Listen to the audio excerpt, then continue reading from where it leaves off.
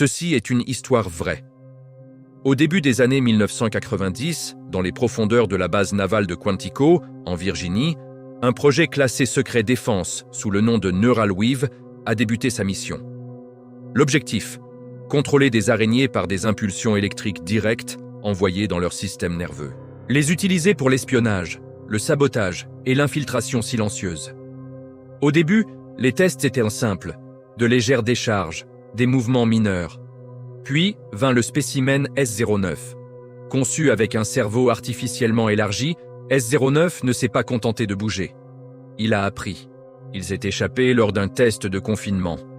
Il a d'abord chassé des rongeurs, puis des soldats. On a retrouvé 2 hommes quelques heures plus tard, figés sur place, les yeux perforés, sans aucune trace de lutte. Les caméras de surveillance n'ont capté que des ombres. Quelque chose se déplaçant à une vitesse phénoménale, agrippé au mur et au plafond. Le laboratoire a été condamné. La pièce a été remplie de béton.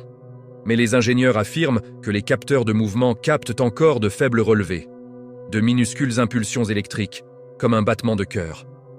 En attente. Et le pire dans tout ça, S09 n'a pas été détruit, il a été enterré vivant, profondément sous Quantico. Si le béton se fissure, ou s'il apprend un jour à creuser, il ne sortira pas affamé. Il sortira plus intelligent. Et il se souviendra de ceux qui ont tenté de l'emprisonner.